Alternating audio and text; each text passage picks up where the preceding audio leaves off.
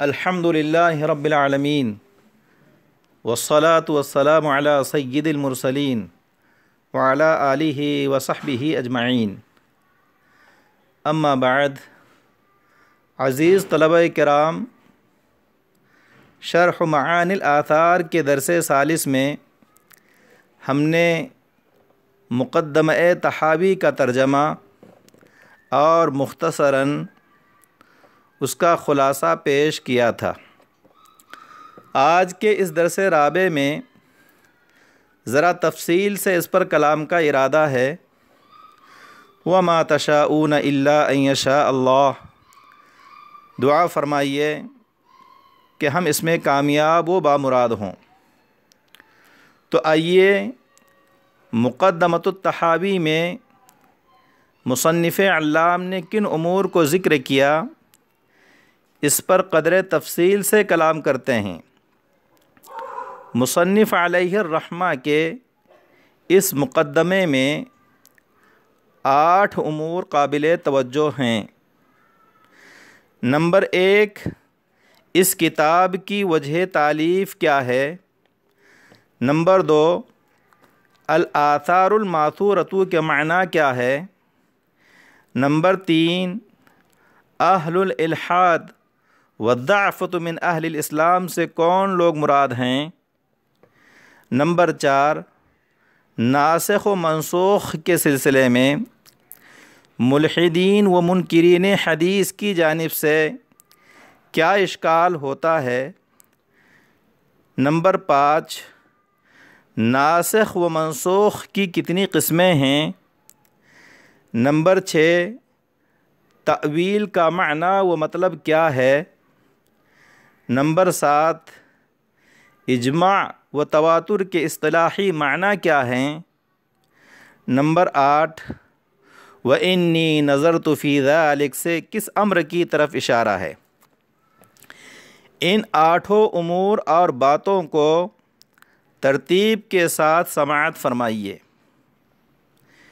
Number 1، کتاب شرح معانی الآثار کی وجہ تالیف یہ ہے کہ حضرت امام طحاوی رحمۃ اللہ علیہ کے دور میں ملحدین و منکرین حدیث اور غیر مقلدین کی جانب سے طرح طرح کے اشکالات و اعتراضات وارد ہونے شروع ہو گئے تھے، تو اہل علم و دانش کے دلوں میں یہ خواہش و داعیہ پیدا ہوا کہ تقابلی انداز پر فن حدیث میں ایسی کوئی کتاب تصنیف کی جانی چاہیے جو مذہب حنفیت کے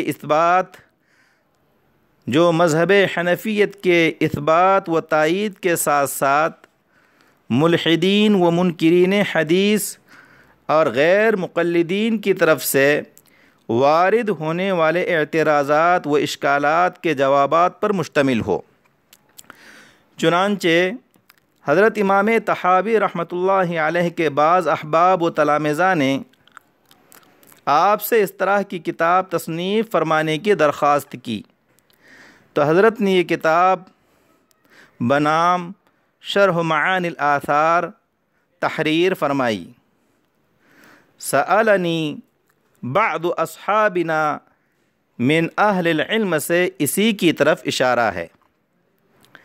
نمبر 2، مقدمے کے الفاظ الآثار الماثورہ میں لفظ آثار اثر کی جمع ہے۔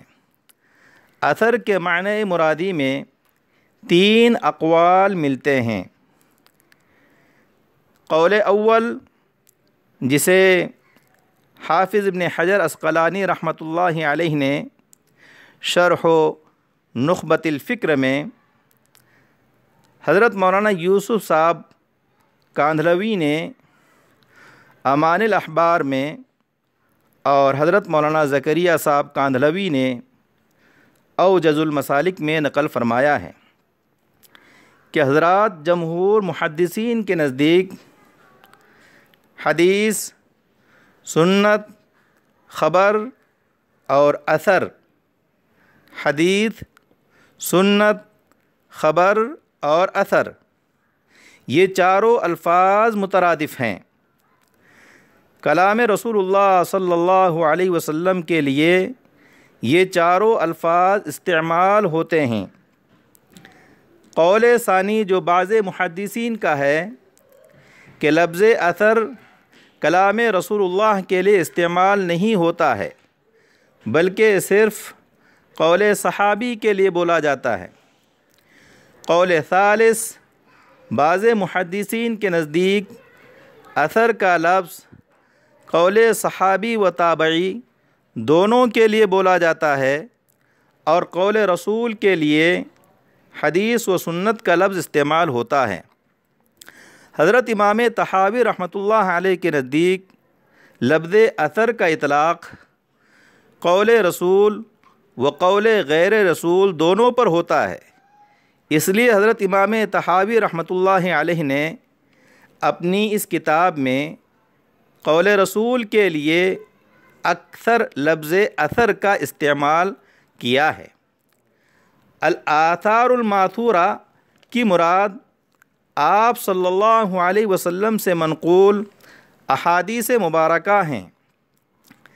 نمبر 3، اہل الالحاد سے مراد وہ لوگ ہیں جو اپنے مذہب صحیح کو چھوڑ کر باطل کو اختیار کرتے ہیں۔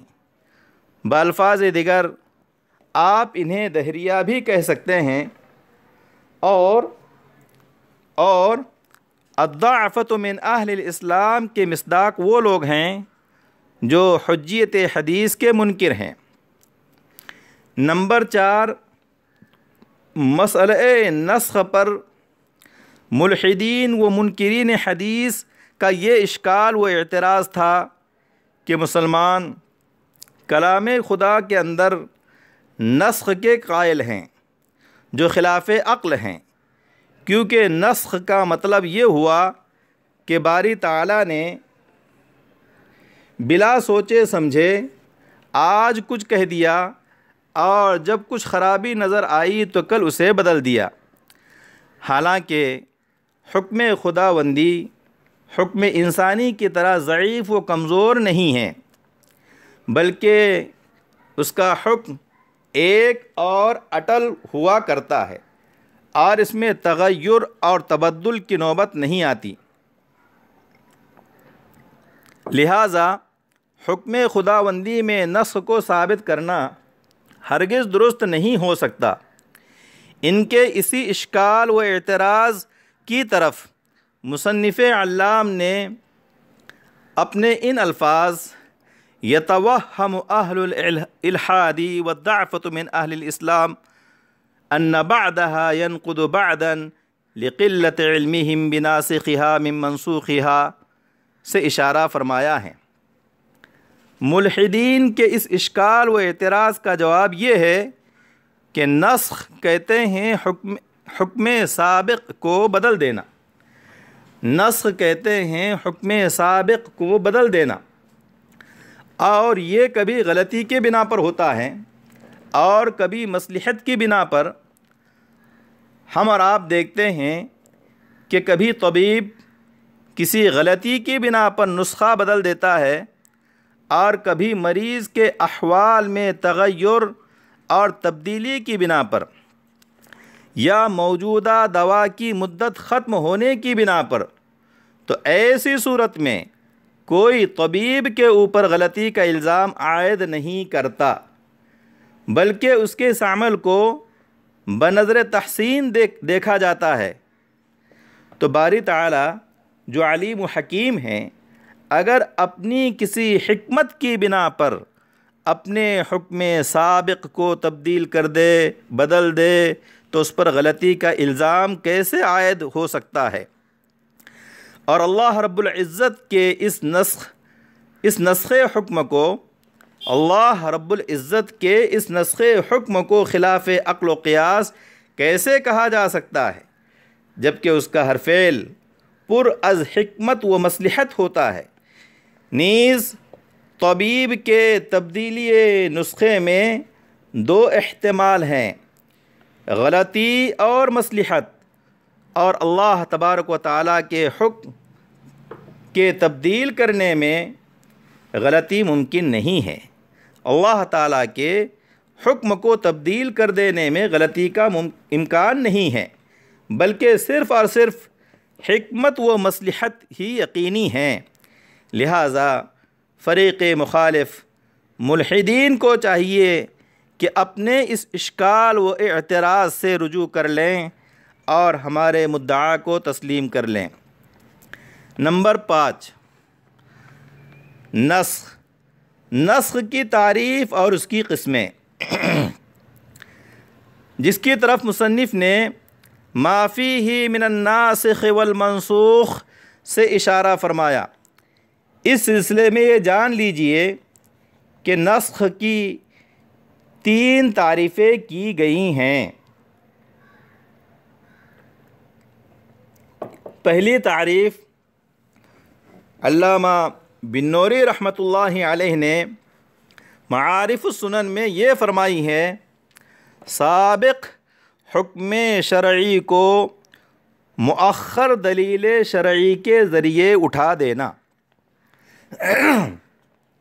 دوسری تعریف بھی آپ نے ہی معارف السنن میں یہ فرمائی ہے، حکم خداوندی کا اس کی علت کے ختم ہو جانے کی وجہ سے اپنی انتہا کو پہنچ جانا۔ تیسری تعریف مولانا محمد یوسف صاحب کاندھلوی رحمۃ اللہ علیہ نے امان الاحبار میں یہ فرمائی، بظاہر دائمی عبادت کی مدت کے اختتام کو بیان کر دینا بباطن مؤقت عبادت ہونے کی بنا پر، بیان انقضاء مدت العبادت التي ظاہرها الدوام، بیان انقضاء مدت العبادت التي ظاہرها الدوام۔ رہی نسخ کی قسمیں تو وہ 3 ہیں۔ نمبر 1، شارح از خود حکم سابق کے اٹھ جانے کی صراحت کر دیں۔ مثلا حضرت بریدہ رضی اللہ تعالی عنہ کی یہ روایت، کنت نہیتکم عن زیارت القبور فزوروها فإنها تذکر الآخرہ۔ نمبر 2، دو متعارض روایتوں میں سے ایک کے مؤخر ہونے کا خود صحابی یقین دلا دے۔ مثلا حضرت جابر رضی اللہ تعالی عنہ کی یہ روایت، کان آخر الامرین من رسول اللہ صلی اللہ علیہ وسلم ترک الوضوء مما مست النار۔ نمبر 3، تاریخ کے ذریعے معلوم ہو جائے کہ 2 روایتوں میں سے فلاں روایت مؤخر ہیں اور فلاں روایت مقدم ہے، تو مؤخر ناسخ ہوگی اور مقدم منسوخ ہوگی۔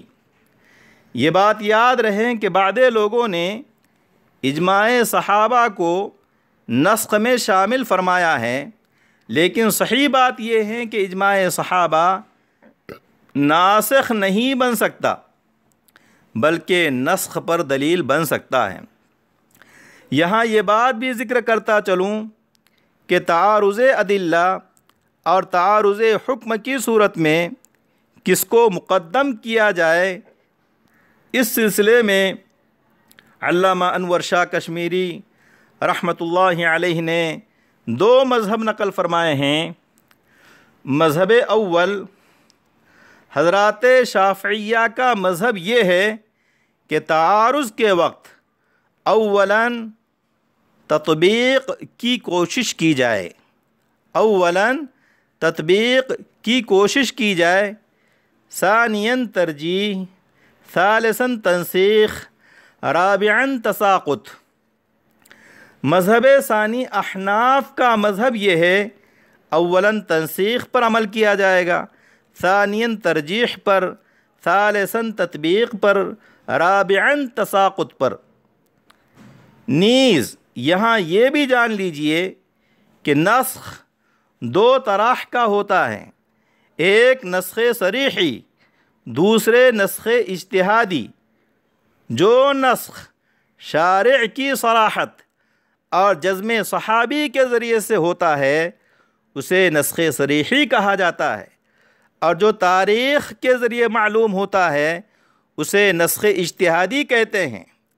احناف کے نزدیک جو نسخ سب پر مقدم ہے وہ نسخ صریح ہے، اور نسخ اجتہادی ترجیح کے بعد تطبیق سے پہلے ہوتا ہے۔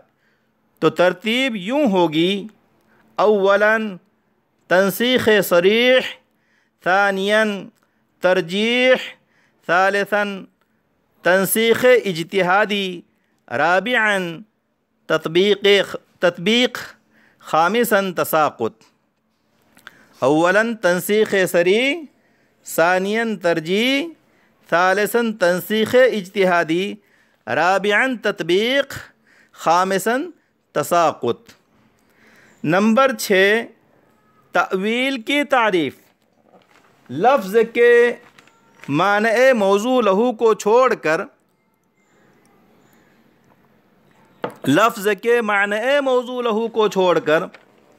ایسے مناسب معنی اختیار کرنا جس سے کتاب و سنت کی مخالفت لازم نہ آتی ہو، اسے تأویل کہتے ہیں۔ لفظ کے معنی موضوع لہو کو چھوڑ کر ایسے مناسب معنی اختیار کرنا جس سے کتاب و سنت کی مخالفت لازم نہ آتی ہو، اسے تأویل کہتے ہیں۔ نمبر 7، اجماع امت اور تواتر کے سلسلے میں امام طحاوی کی یہ عبارت من کتاب او سنت او اجماع او تواتر من اقاویل الصحابۃ او تابعیہم کے ضمن میں 3 باتیں قابل غور ہیں۔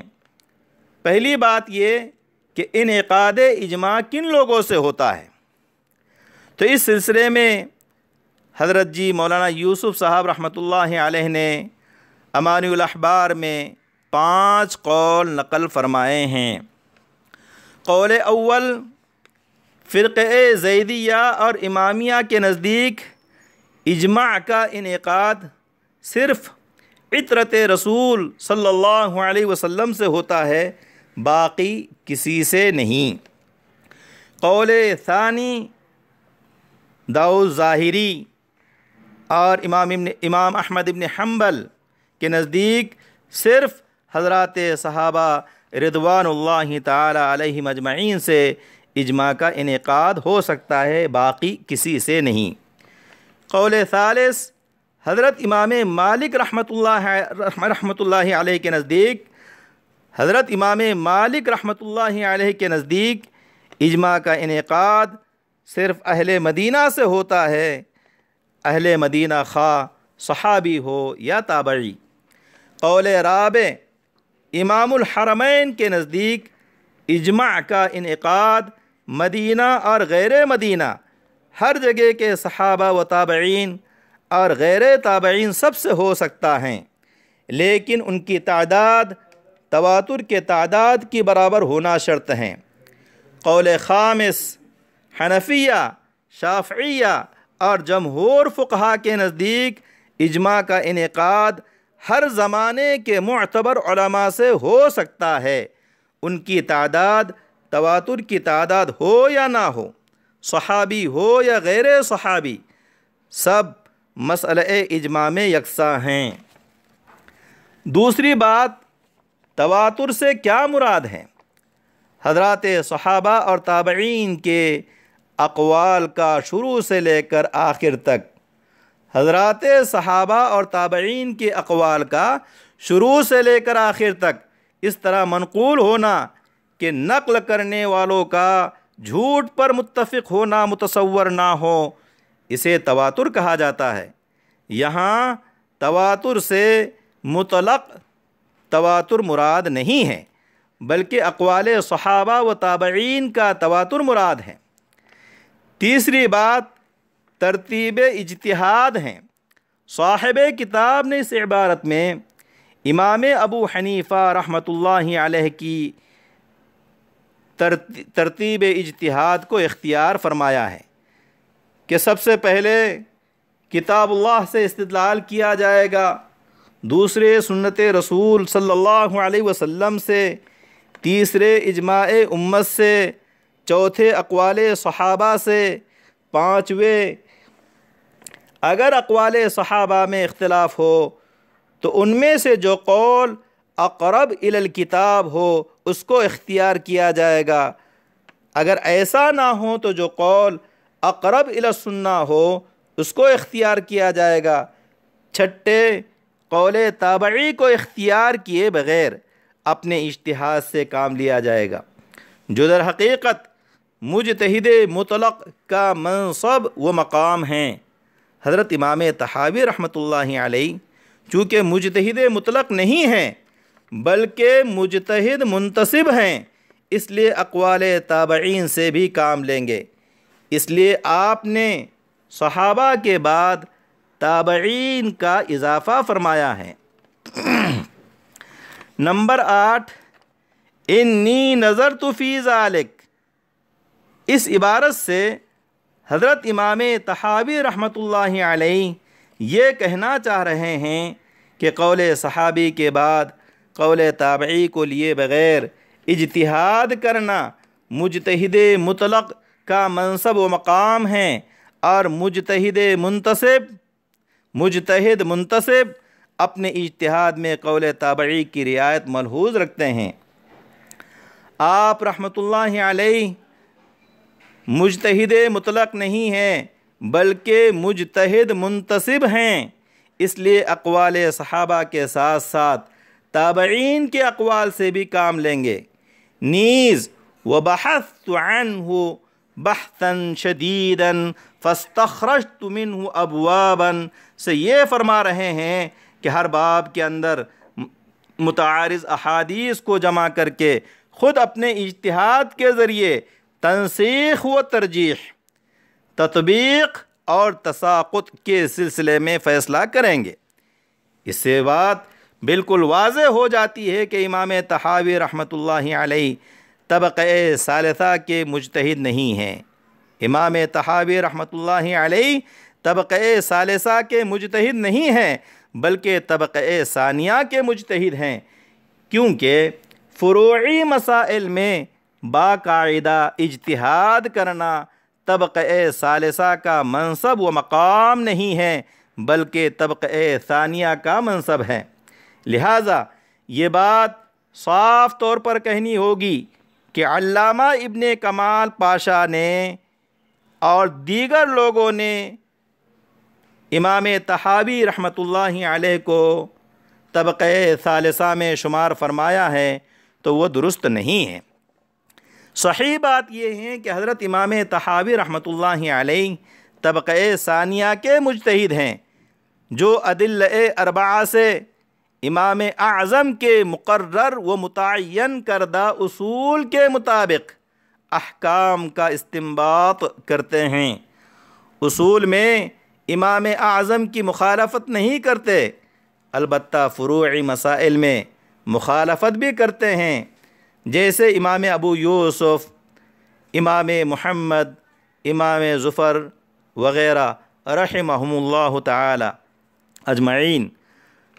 عزیز طلبہ کرام، آج انہی باتوں پر اکتفا کرتا ہوں۔ اللہم فقہنا فی الدین وعلمنا التاویل، والسلام علیکم ورحمۃ اللہ وبرکاتہ۔